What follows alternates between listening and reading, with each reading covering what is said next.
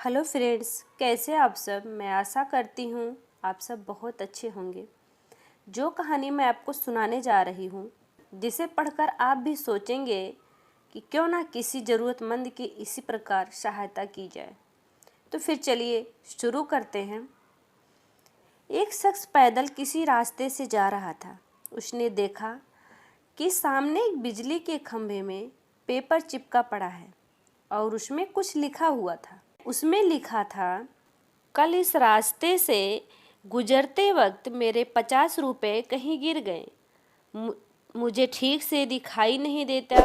कृपया इस रास्ते पर कहीं भी किसी को मेरे 50 रुपये मिले तो इस पते पर पहुंचा दे। नीचे लिखे पते को पढ़कर उस व्यक्ति का मन वहां जाने का करने लगा। उस शख्स ने पते को याद किया और उसकी तरफ पढ़ने लगा।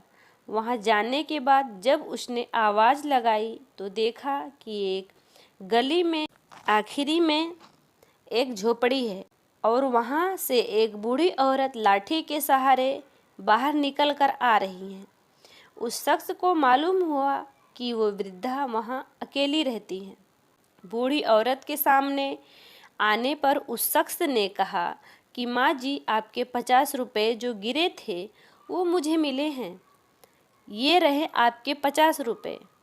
उस शख्स की बात सुनकर बूढ़ी औरत रोने लगी और कहा, बेटा, कल से अब तक करीब 20 से 25 लोग मुझे 50 रुपये देकर जा चुके हैं। बेटा, मुझे ठीक से दिखाई नहीं देता, मुझे पढ़ना लिखना भी नहीं आता। ना जाने किसने मेरी हालत देखकर मेरी मदद करने के लिए ऐसा किया है। उस शख्स के बहुत कहने पर उस बूढ़ी माँ ने उससे 50 रुपये तो ले लिए, लेकिन उस शख्स से विनती करते हुए कहा कि बेटा, जाते वक्त वो संदेश जरूर फाड़ कर फेंक देना। ना जाने कितने मुझ पर तरस खाकर ऐसा किया है। उस शख्स ने सिर हिलाते हुए बूढ़ी औरत की बात पर हामी भर ली।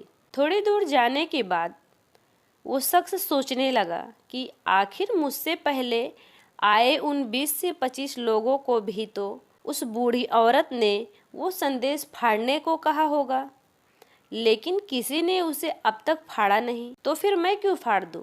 उस शख्स के मन में उस व्यक्ति के लिए बहुत ही आदर का भाव आ रहा था, जिसने बूढ़ी औरत की सेवा के लिए इस तरीके को ढूंढा।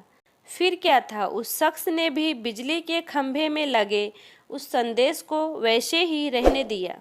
दोस्तों, इस कहानी से हमें यह सीख मिलती है कि हमारे मन में सिर्फ कर्म करने की इच्छा होनी चाहिए। मदद के तो अनेकों तरीके हैं। अगर हमारे अंदर किसी की मदद करने की इच्छा हो तो हम किसी न किसी रूप में भी जरूरतमंद की सेवा कर सकते हैं। कर्म तेरे अच्छे हैं तो किस्मत तेरी दासी, नीयत तेरी अच्छी है तो घर में मथुरा कासे। जय श्री राम।